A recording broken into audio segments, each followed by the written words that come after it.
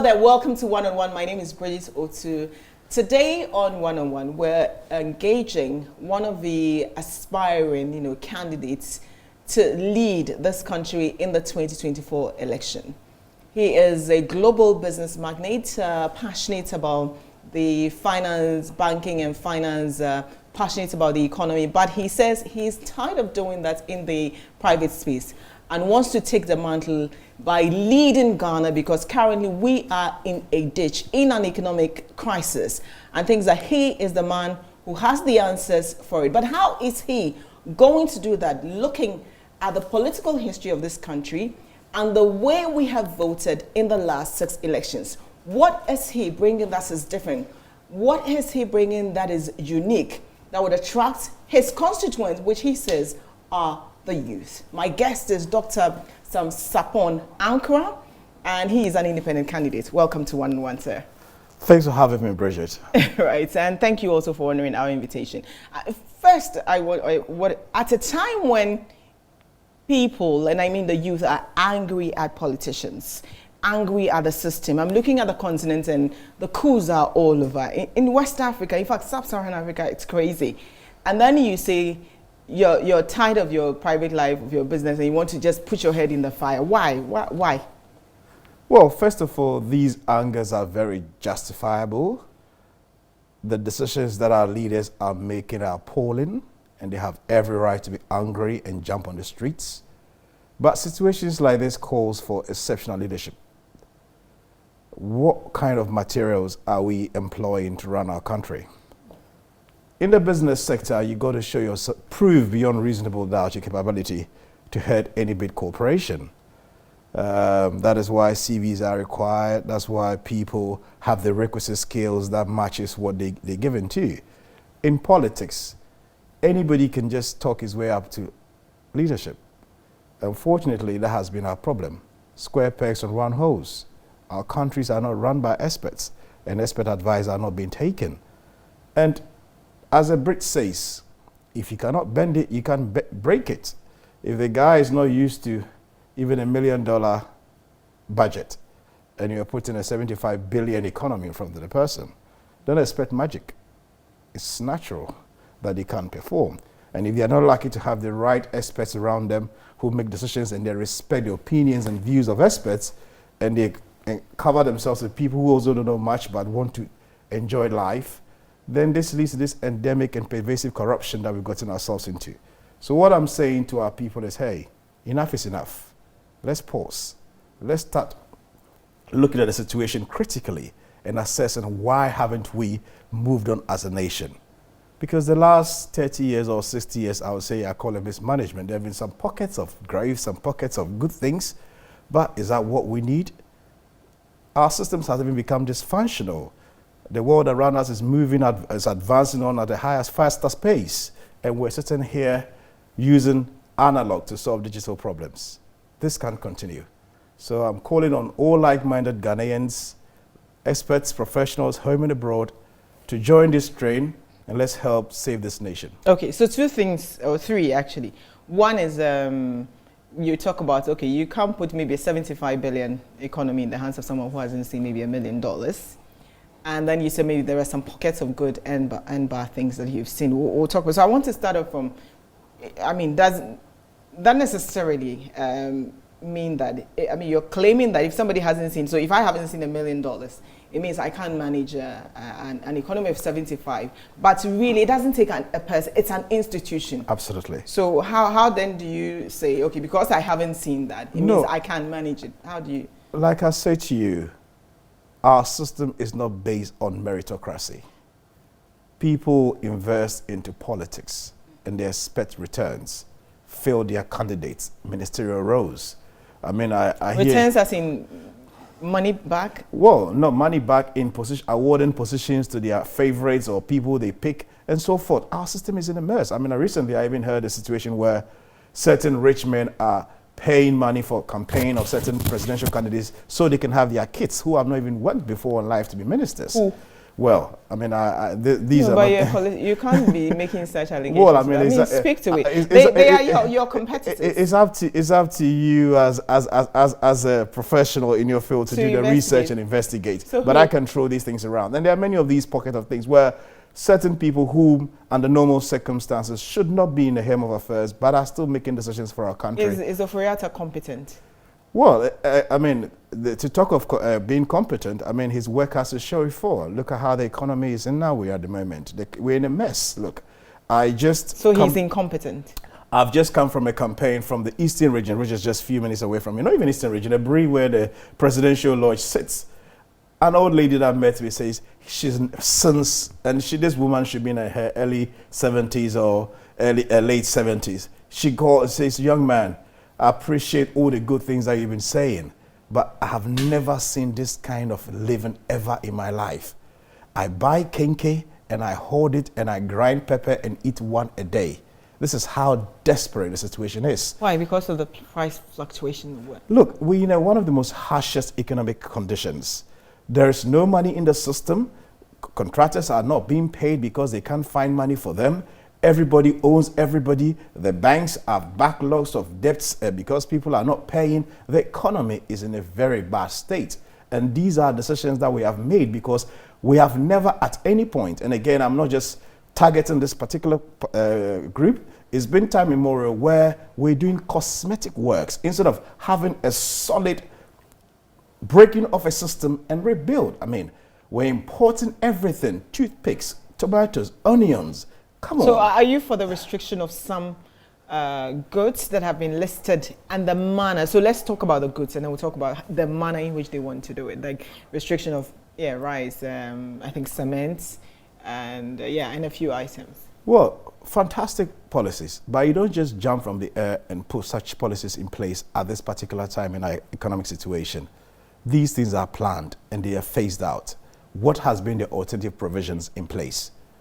What has been the investment that had gone into it?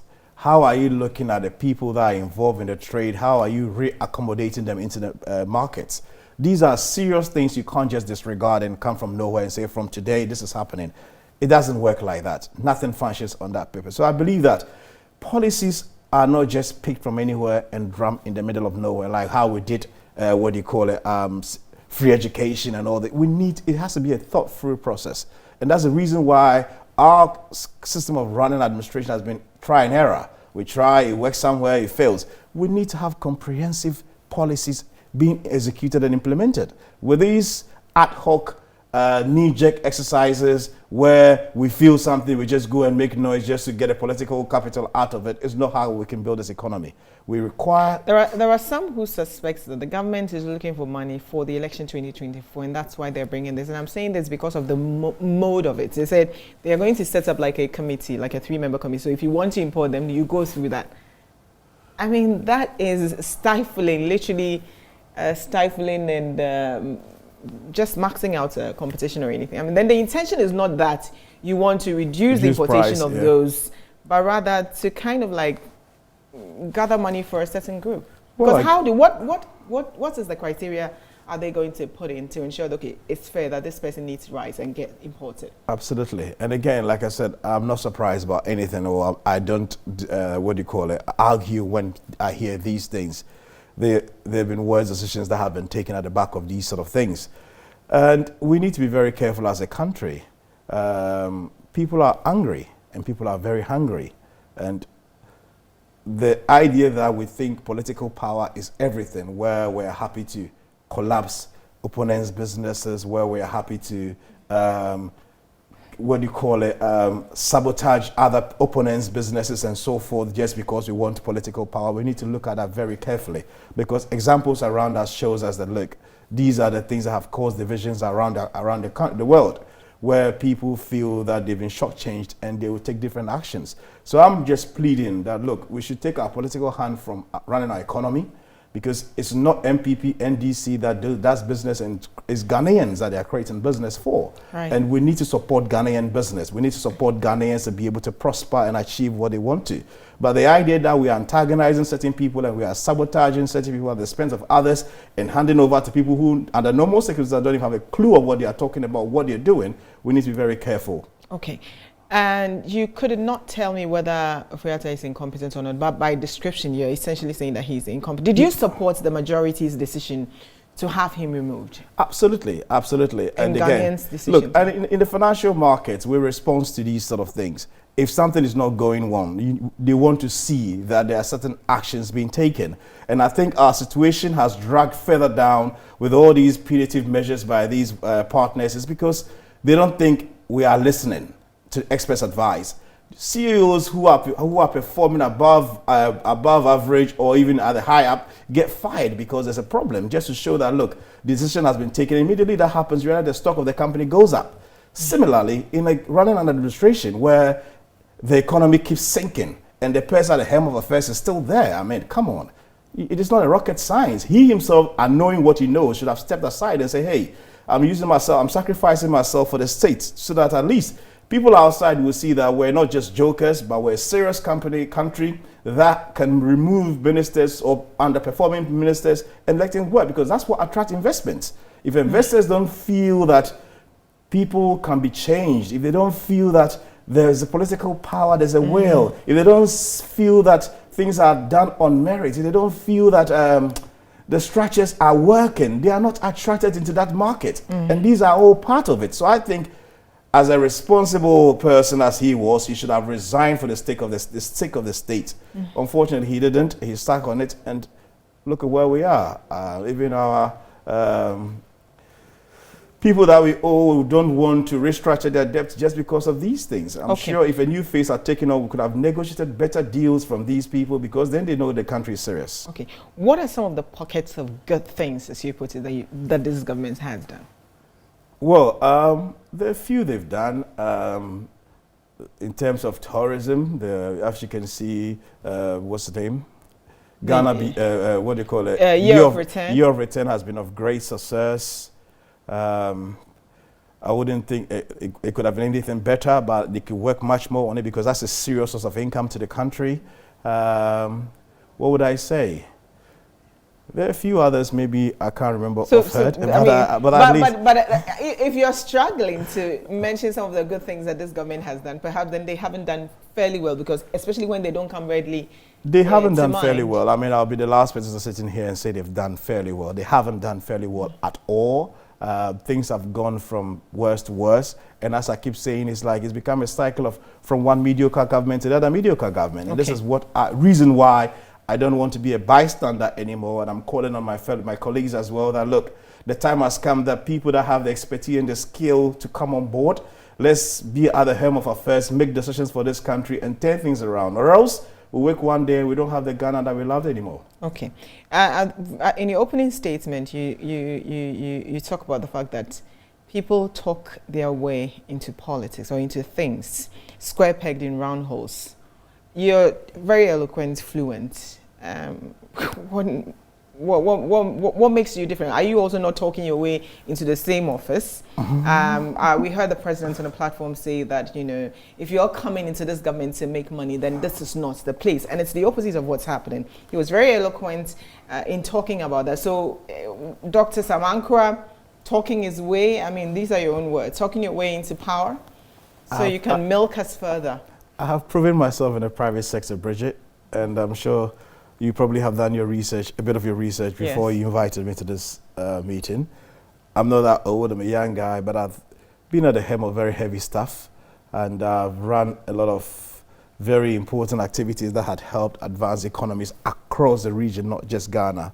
And I've set up funds from scratch, raised as much up to the tune of 100 million invested on social impact projects. So I'm not just somebody that appears from the sky. I'm not. You mean you're someone who has seen $1 million before? Exactly. I'm somebody who has seen $1 million before, and that's why I find myself qualified to contest for this role. But it doesn't matter, because when I think Cecilia Dapa's scandal broke, someone said, oh, those guys came in, they had their own money, but they seem to steal more. So the fact that you have money, then there is the probability of you then wanting more. Well, again, taking more. So what then? What assurances? Where is that integrity check? What is the one thing that you are working? Yes, that you would stand on and say that this makes me different, and that Ghanaians can trust you, because absolutely, that's a problem now. Absolutely, it's a problem. And again, anybody that can sit outside now, and I have heard both leaders, nobody's talking about it. To sit in the current state and run the state is lying, and he cannot achieve what he wants to achieve. The systems that we have in place helps leaders to be corrupt. The power they have. Okay, mention. Basically, I mean, the president appoints everyone. The constitution. The constitution needs to be amended, number one. Okay. So again, I am saying, if I get the opportunity, these are the key areas I'm tackling. And then if I'm willing to reduce the power of the president, appointments of all these divisions, there's no separation of powers and check and balances. Like I said, if we don't have these things in place, no matter who is there. But maybe you're saying it's not effective. Well, I mean, he's appointing the people from Parliament to be ministers. It's compromising Parliament. Chief Justice has been appointed. IGP has been appointed. They have to even decouple the Attorney General from the Minister of Justice. There's a whole lot of things that needs to be revamped. And you have ex gratia for your civil servants.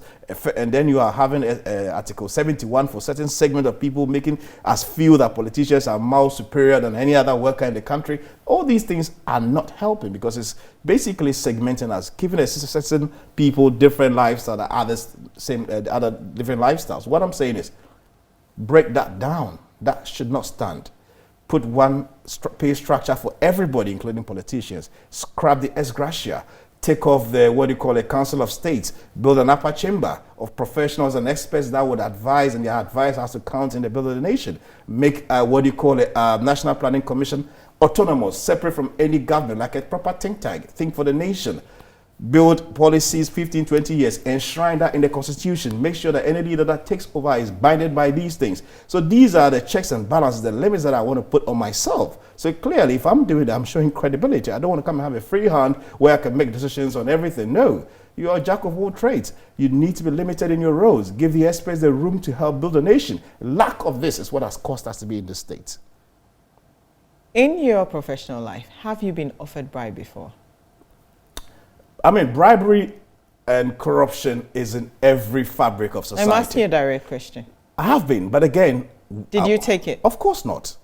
I wouldn't. How many times, if you remember, have you been offered bribe? I mean, several times. I mean, in my work... For what?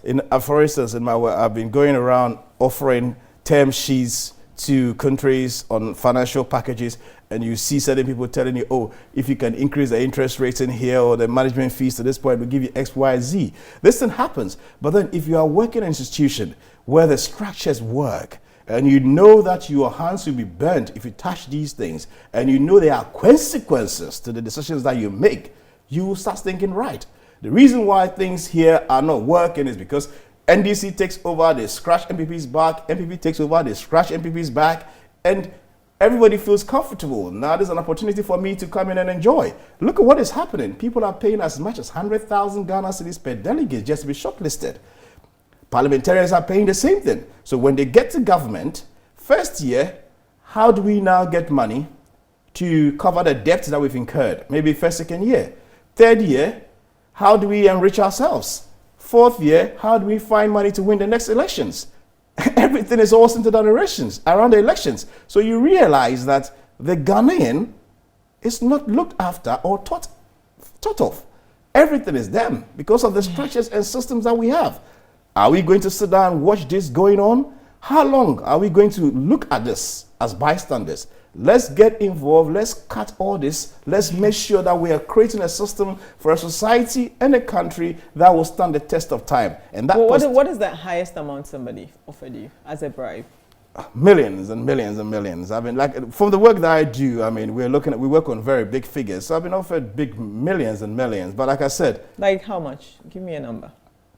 Well, I mean, there's been, I can't start putting figures out here for the sake of it. Estimate. But I'm just saying I've been offered millions of what? Dollars, Pounds? of course. I mean, millions and millions of dollars in my line of work that I've been offered. But again, like I said, character comes first of the individual. Okay. So, character comes first of the individual. Of the individual, the consequences, and the structures in places that protect those things from happening, which we need to have in place here. And I'm interested in the systems because you said you worked in a system, right? Yes, organized system. An organized system that nearly makes it impossible to do that, because Absolutely. if you even accepted that you could be checked somewhere. Absolutely. Because, I mean, but is that not why, in your case, it was difficult to take the bribe?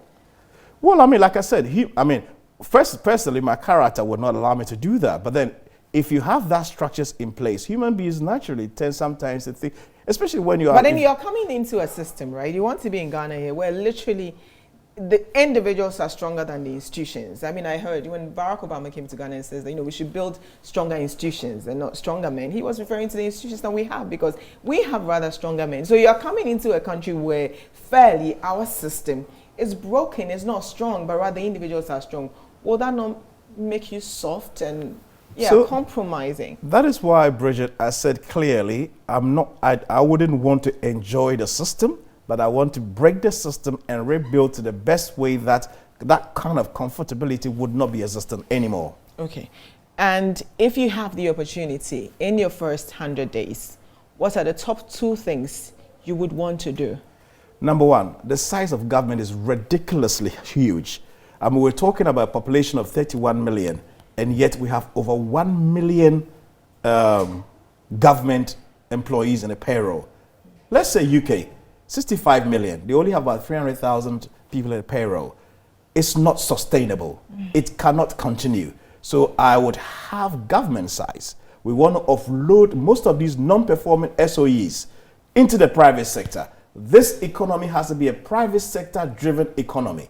We will stop immediately the exportation of raw materials. I mean, as to why in your first 100 days. It's part of it. Look, we're going to be, listen, the problems we have as a country. But the reality. Listen, those are your top 2 or absolutely. top 5. The problems we have as a country, we don't have time to joke around anymore. We have to be serious from day one. So you're going to use the constitution to your advantage, because in your first 100 days, you will still have the presidential power. Within the same 100 days, I'll call for the constitutional review. I'll start for us to go out there and then start canvassing from the Ghanaian people just to change the constitution. A referendum we put in place. So these are all part of the 100 days. But I'm just saying the active decisions that would be taken immediately that I get a chance to run this country. All right. We're taking our very first break. When we come back, we would look at the reality. The reality is that it's politics, and politics is a game of numbers. And we're looking at the last elections where the NDC had over 6 million, same for NPP. Where is he getting the numbers from? Have we changed so much from 2020 that in 2024 there's going to be a drastic shift to independent candidates with the likes of Mr. Kyerematen all at play? We'll be right back.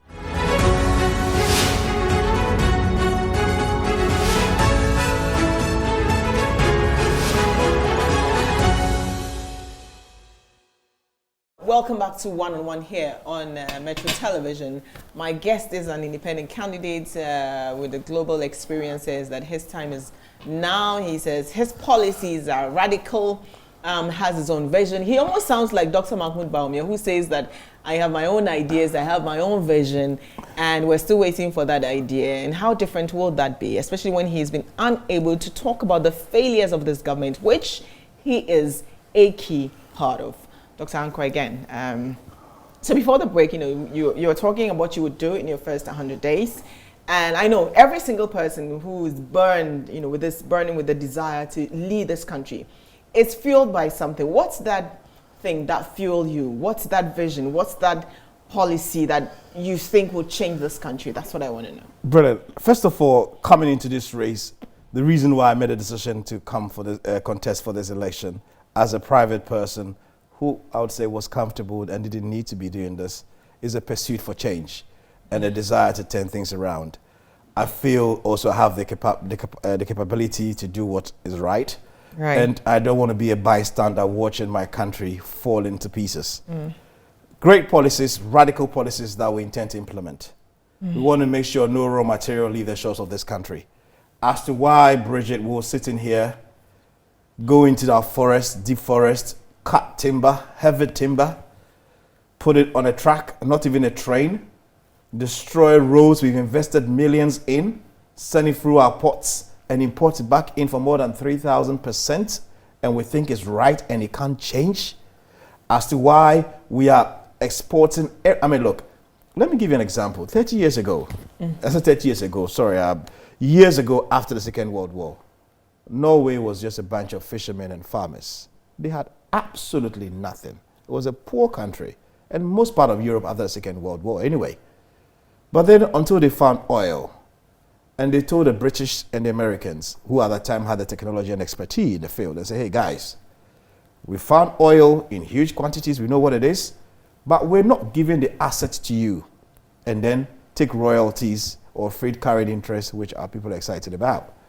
We want you to train and develop us as Norwegians. Give us a skill. We'll do our own exploration to production, and when we sell the product, we'll pay you for the cost of training and developing us.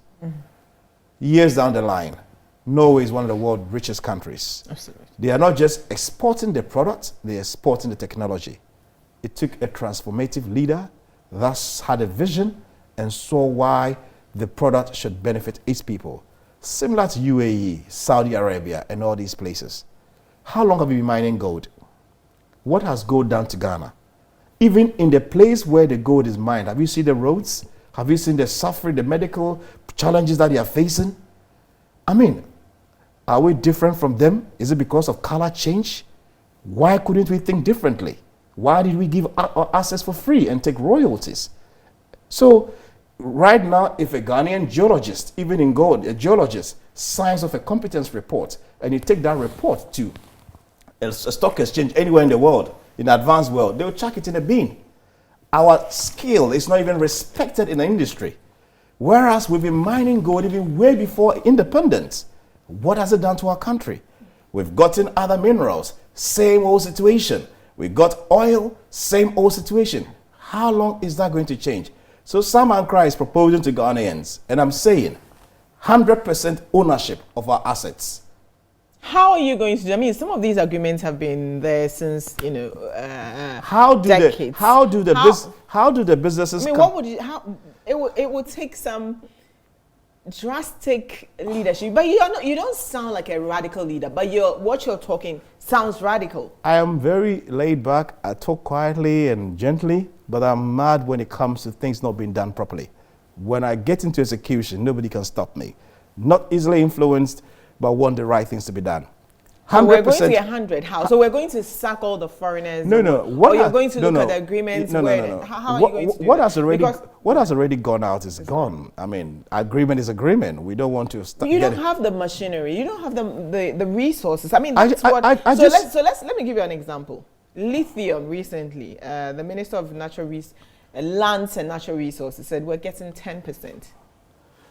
I just mentioned to you about what happened in Norway. They didn't have the skill. They didn't even have the money. There's something we call the asset-owned corporation, and there's an operating company. The operating company can have equity stakeholders from these experts. They can buy into it. We can have the Chevrons, the Shells. They can operate, and they get paid for their service. And in that agreement that you sign with them, you give them maybe 7-year exits. After train Ghanaians, and then you exit out. You've got your money being paid for your service that you've offered, you're out. And the corporation... What if it hasn't worked why do you think, first of all, it hasn't worked in the past? Because, again, I don't want to denigrate our leaders that had gone ahead. If you say you do not want to denigrate your leaders, you're not radical because you're failing to even criticize the very thing that I am saying it's because of self-interest that has hindered the people to take decisions that would benefit the country. Leader after leaders have not talked about Ghanaians. They've looked about what comes into them as a group. We have parties that are being funded by these corporations, even in opposition. So what do you expect when they get into government? So these are the challenges, huge challenges that what would you call the elephant in the room that nobody wants to talk about, the elephant in the room that nobody wants to touch. These are the things that SARPONG ANKRAH is giving a contract to Ghanaians, like giving the opportunity. These are the things I'm going to do. How? I mean, I'm still struggling to see that. So let's talk about specifically in the case of the lithium, 10%. What did you make of it when you heard that? It's crazy. It's madness. 21st century, 2023. You go and sign that agreement and you're excited about it. You're giving our resources away. No.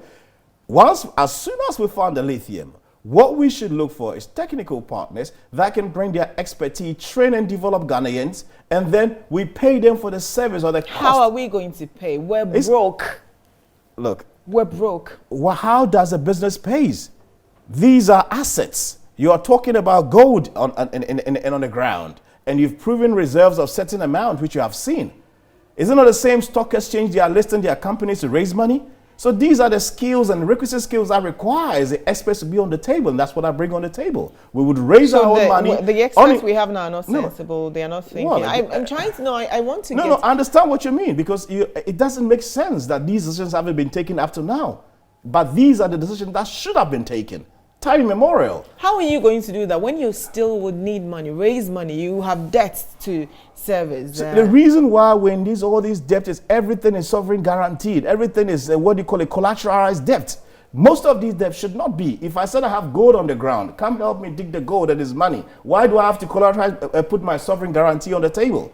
It has the business has to fund itself. If we win, we win. If we lose, we lose. If we make investments on several projects, people's money, and the investment goes bad, they walk away and clap their hands. What's the next one? Where do we go into? That is how we should approach our businesses. We shouldn't just be giving everybody the collateral, everybody the security that they need, and then when the business doesn't go well, which usually doesn't, it becomes a liability. Now our youth and the next generation's future has been mortgaged. How are we going to clear all these things? Radical policies, efficient and effective way of administration is the only way out to get out of this mess. What's your opinion, your thought on the anti-LGBTQ bill? Well, again, I think the problems in our country far exceeds LGBT situation, to be honest. We should allow the religious and the social sector to deal with these sort of things. This is not a national issue. 366 times or even more in the Bible that God says he's giving everyone their will. If the guy's will is what he wants to do, let the preachers pray and what do you call it? How do you call it when you go for prayers from these pastors? They say they deliver you. Okay. These are more spiritual and psychological issues. They are not stuff that Parliament should sit down and be making laws on it. They should concentrate on So they should not criminalize it. You're Absolutely, against the criminalization. Totally. I mean, why should you? People just allow the religious and what do you call it? But the religious organizations are in support of it. They don't want it. I mean, it was only recently that I heard Cardinal Texton talk about the fact that he is against the criminalization. But prior to that, I mean, Pentecost, they are in support. In fact, they even threatened the politicians. I disagree with them on that. But then again, if I become president and Parliament goes on that direction and I have to sign, obviously, it's not a one-man show.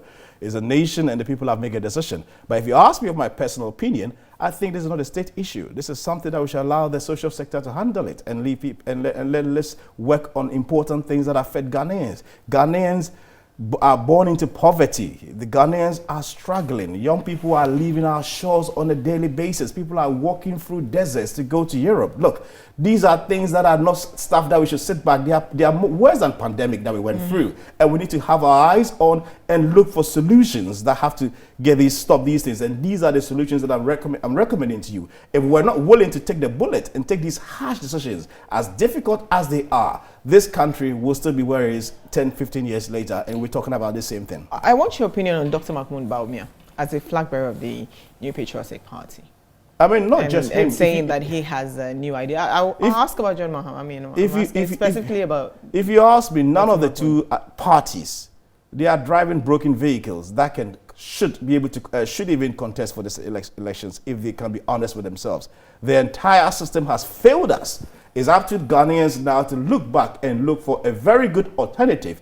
And we are saying it's no more political symbols or colors. We are looking for Ghanaians Wherever you are, whether you are from Timbuktu, whether you are from wherever it is in the country, with the right skills, get you on board to help build this nation. No more political colors and divisions that these guys have caused us and has taken us nowhere. Let's get the know-how to run this nation so that everybody would benefit. Okay, but then we're talking about it's a game of numbers, and you as an individual. What's the number? What's the backing? It's one thing to have fantastic ideas and run around and say I can do this, I can change this. But for that to happen, you need the numbers to make a difference. So where is the numbers coming from? Absolutely. The numbers are coming from the youth. There are a lot of young people that have come on the register, the voters register that we are targeting, the university campuses and so forth. But then again, a lot of people say, oh, it's always been NDC, MPP. This is the thinking that has gotten us here. Oh, ECG has been the only company that has been producing power. So even if they are messing up, we just sit down and watch. Look, let's be serious as a country. Einstein says something. It's only an insane person that keeps doing the same old thing and expecting the different results. We can't keep doing this. It has come into his hand. It used to work previously, maybe, but not anymore. So let's have a critical analysis of the situation. Let us see what is the way forward collectively. But why do you think the numbers are with NDC and MPP? Well, because we are comfortable, we are content with the status quo. But if you are living at home now and you are struggling to get a 1 square meal to eat, and you think NPP is an option, then you are in trouble. If you've seen what we went through, even in John Mahama's administration, and you think he's the other guy to come and take over and change the situation, then you have a problem. Let's look for... Are things not worse off than they were under? Terribly worse off. But are we going to go mediocre after mediocre? We need radical change. We need to have serious leadership. We need to bring experts that can help take this country into where it's supposed to be. Ghana, a blessed nation with so much resources, both human capital and raw material, and yet we are so poor that we have our hands in the cup begging every day. It's shameful, it's unacceptable, and we shouldn't let this continue. This is a lot of talk, and it is a lot of talk. I mean, so the reality, how many people, for instance, do you have on who have either registered their support to you? So whether do you have a register? How many people have said, okay, we're voting for Dr. Sam Ankrah? You need the, I mean, you have to face reality. It's one thing to say, okay, absolutely, you're tired of the NDC, NPP. Absolutely. But the reality is that you need to convince Ghanaians, and you're as an independent candidate that, look, I have this number. I have 100,000 from Legon. I have 20,000 from UDS. I have, yes, where is it? Where's your register? The reality is now is the time. The time is now. We can't afford not to go for this change, or else we will look back to this time and regret. What about those who say Alan Kyerematen has a better shot than you? Well, again, it's the same thinking. I mean, if you ask me, Alan Kyerematen is not an independent candidate. He's an MPP person. He's been part of the status quo that we are looking to change for the last 16 years. As to why somebody can say that, again, is their own opinion. But let's be serious as a country. Governance is not a joke. Because it's not a joke. That's why I'm asking because it's not a joke. Because if it's not a joke, how can you do without any support? Because we haven't seen it as a serious business. That is why we've landed ourselves into this trouble. It's not T-shirt, it's not 200 cedis in your pocket for one day. It's governance that will change the lifestyle of you and a generation behind you. Families that need to be looked after. These are critical things. So I am saying to Ghanaians today, if you are hearing me and your circumstances of where you are now is better, keep the status quo. But if you are looking to have something different, a better living, then be serious and consider Sam Ankrah as your next president. How many places, constituencies, electoral areas have you visited so far? I have been to almost everywhere in the Upper East, Upper West, Northern, the Northern Volta. The only place I haven't been is Volta region itself, okay. Greater Accra, Ashanti region, and the Brong-Ahafo region. Okay. But we intend to have an aggressive ground election campaign door-to-door from January. We are doing our campaign team on the 13th of January at the Manchabona, where our independence was declared. We are calling for a second independence for Ghana because we think we're still being ruled by a neo-colonialist MPP, NDC, and we want to relieve Ghanaians, bring freedom to them, obviously it's not going to come cheap. We understand exactly the consequence of what we've gotten ourselves into, but the heart is pure. The desire is to help build a nation that will stand the test of time. How many years have you been on the ground with this to your political ambition? Well, I started I've been on the ground for the last 8 years, canvassing the university campuses, preaching entrepreneurship and leadership to the youth, the mindset revolution, trying to get them to understand and see things from a different perspective. That's been ongoing for the last 8 years. But for the last couple of years, I've started talking about change. Again, I was advising various governments on policy. If you look into the internet, I've written several articles and policies on several of the things that had gone wrong. So it's because it didn't work. That's what you want to do. Exactly. Like you're tired of being I was even advised by they themselves that, hey, guy, you can sit outside and throw as much stones as possible. It won't go anywhere. If you really want to effect this change that you believe in, then get to the hem of affairs. That is why I've put myself on the altar of sacrifice to Ghana to cause this change. It's expensive. Where is the money coming from? When God gives you the direction, He gives you the provision. That sounds like a corrupt line. I mean, where is the money coming from? It's not a corrupt line. So where is the money coming from? I am just saying. The money is not falling from heaven. I'm just saying I'm Holy Ghost inspired to do this thing. I have luxury life to live, but I've taken myself to be on this altar of sacrifice. And whatever that it needs to be on the table to get us to go on the wire and win, we're going to have the provision. Where's the money coming from? I'm an investment banker. My job is to raise money. If I can't do this for myself, I can't do it for you. So you're raising funds from who? Friends, family, people that have interest. But those are the people who would call the shots. People that have interest, that wants a cause for this change. You have to believe in that. One thing I can give Ghanaians, that I will come over to run this nation unencumbered, not under any sort of influence by any group of people or individual. In other words, whoever puts money in your campaign is not guaranteed of a return, we will not even discuss that. Or contractual. It's not even on the table. You are donating on a charitable basis for a cause that we all believe in. Period. It ends there. Why do you think the Ghanaian youth, regardless of what their circumstances are, have been attached, no matter how much the criticism of NDC and NPPs are still attached to the politics of NPP and NDC? Few things. It's a mindset. We as Ghanaians find it difficult to leave something. Once we're glued to something. And again, politics, like sports, once you support a team, you pitch aside, it's very difficult to leave them even when they're not doing well. Right. So these are some of the reasons why they are not. And again, the economy has been structured in such a way that people are thinking about, when do I get my next meal?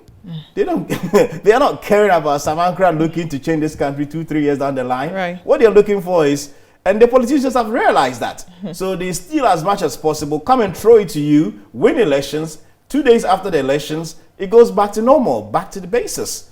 Because if you realize, Ghanaians will be clamoring for change. They'll be talking, the airways will be clouded with all sorts of, clogged with all sorts of insults and so forth. Even on party members, as you can hear now, MPP members, oh, we don't want this anymore. But just as we go towards elections, they cling back to identity, and then the same status quo is reinstated. But I am saying, for once in our lives, let's sit back and stop being myopic. How big a team are you working with? We have some of the best team and experts on the field. How many, I want to know the size. How many? Well, we have a big team, to be honest. We have 100, 200. We have more than 200. We have more than 250 strong bodies, experts, professionals that are working in different aspects of their career, who have excelled in different aspects of their career. We're talking about people that first find oil in this country. We're talking about people that first brought internet into this country. We're dealing with serious-minded people that have the change of this country at heart. Not political colors, not symbols, no mask promises, or what do you call a hidden agenda, but people who purely and genuinely want to change this country. And this is what we need. We have to go for it. Okay. It's interesting you mentioned the masked agenda. One would say that for someone who is incorruptible or cannot be bribed, you started or launched your campaign on a lie by clamoring or launching on someone else's genuine idea of the new force. That is totally wrong. I launched my campaign months ahead. It wasn't just now.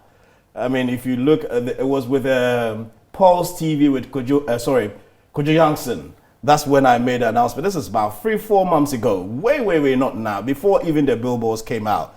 I was appalled, like anybody else, that at this point in our lives as Ghanaians, the plight that we're going through, the difficulty that we're facing, where politicians have maxed promises, said all sorts of things and look elsewhere, somebody would want to appear or launch into that kind of arena by masking. So, like anything else, I came back and I came out. A lot of people were even saying it's me. They were calling me occultic. They were calling me what? Why are you hiding behind the mask? You're not bold enough, and all sorts of things. So I came. I said no. In fact, it's the opposite. I don't even believe in that. From my point of view, we are making at the core of our campaign is no mask promises. So in symbolizing that, I held another mask and saying no mask promises. But that is literally stealing someone else's idea. That's intellectual theft. Let me give you this scenario. I just saw an NDC board where they are pushing the elephant into the bush. Is the NDC stealing the MPP's elephant? What is that? They are pushing the elephant to the bush. No, but we've not had please that. Answer me. Is it yes? Are they?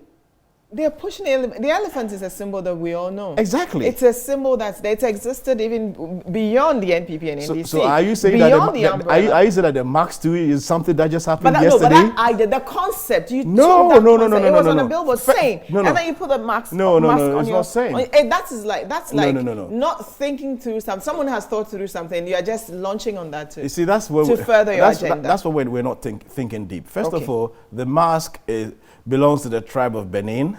Is an AI. So someone had to put it on a billboard for you. Hold on. You're not getting me. It was a symbol to say no max promises. In other words, you're shooting their campaign down by saying that reveal who you are, but because we're tired of but hold on a minute. Okay. So if the MPP, as usual, when they use the horn of the elephant to pull down the umbrella, are they shooting down NDC's campaign?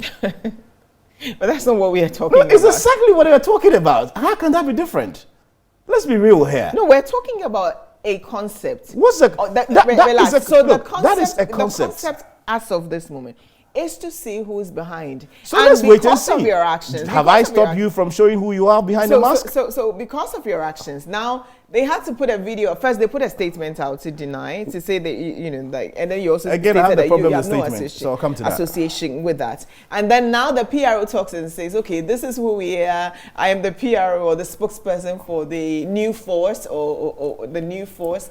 Yes, and you said you have a problem with this. That is you launching on somebody's creative idea. I'm not launching. So listen, first of all, I am the face for the next generation. I am open to everybody. For the next generation. We call ourselves the next generation. Okay. The newest force. Okay. The newest force, and that's another one. Like he's literally stealing. Look at They said the new force. Now you're saying the newest. This is English. We are open and accommodative to everybody to join our camp. And let's help remove the neo-colonialist MPP NDC. We're not in competition with anybody on that side. Everybody on that side sharing the same vision is working with us. Come collectively together. Let's fight this cause and remove the status quo and build a nation that will stand the test of time. You said you had a problem with the statement by the new force. What problem? What did you? Well, I mean, they started attacking my personality, which is wrong. When you don't even have evidence of what you're saying. They thought I had gone to say I was a person behind. If you look at their letter, but even before their letter came, and I think it was deliberate because earlier on in the day I was with TV3 where I've made it categorically clear that I'm not the one behind the mask. But you're the newest force. I don't want ever to be behind a mask. And let Ghanaians understand, I will never hide behind any mask to give any promise. But would you admit that you kind of like carried you just put your head in the momentum? I didn't. No. It was at a time where everyone is curious as to who is behind the mask. When I got here, you said, "Oh, Sam, you've been here several times. Did I need a mask to come and sit here with you for this interview?" Absolutely not. So let's not even go in there. They probably need my credibility to be able to even lift what they are doing. If I was them, I'll carry on what I'm doing and tell Ghanaians exactly what the concept is. Okay. It doesn't stop them from doing so. What taxes would you scrap? E-levy. Okay. E-levy. I mean, e-levy, I said before. COVID tax? COVID tax, I mean, we're still paying for something that they said we had for free. Okay. Which obviously with the debts that we're in, we've got to look at it. But for e-levy, I said it way before when it was going to be implemented. I said, if we allow politicians to decide on monies, take cuts on monies we spend on our mobile wallet, before we realize it will be on our bank accounts. And it wasn't long before we started restructuring debts and people were being haircutted. Wow. Dr. Sam Ankrah, I want to say a big thank you to you for coming to our studio and share your thought, your vision with us. He wouldn't tell us how much have you spent so far? Okay, so how much money have you spent so far on your campaign? I spent a lot of money. How much? But we're going to spend a lot more. You have to let us know. But these things are important to because they always want to absolutely. know. They want to know. We're going to have audited books. We're going to allow ourselves to be audited by... but so far, it doesn't matter. You've not, even if you're not audited. I mean, at the moment, how much have you spent? We've spent a lot, but I can't sit in here and throw figures out. I need to be certain because I don't want to mislead anybody. But you knew you were coming on this interview. But I didn't know I was going to be asked this question. You'll be asked about your campaign financing. It's one of the biggest. Bridget, okay, let me give you a deal. The next time you bring me in, I'll tell you how much we've spent. Okay, how about thank you. Thank you so very much for coming to our studio. Thank you so much. Dr. Sam Ankrah will be contesting. Hopefully, you get all the signatures. And to make sure you pass the stage absolutely. And you're not disqualified at any point in the 2024 elections as an independent candidate, as Mr. Alan Kyerematen, even though he says that Alan Kyerematen is not, because he's been part of the status quo for the last 16 years. My name is Presidental. If you have questions, comments about him, your follow social media on this. Is it at Dr. Sam Ankrah? At Dr. Sam Ankrah on Twitter. He's very active, and Facebook as well. And then ask your question. If you want to be a volunteer too, why not? You're welcome. My name is Presidental. Have a good evening.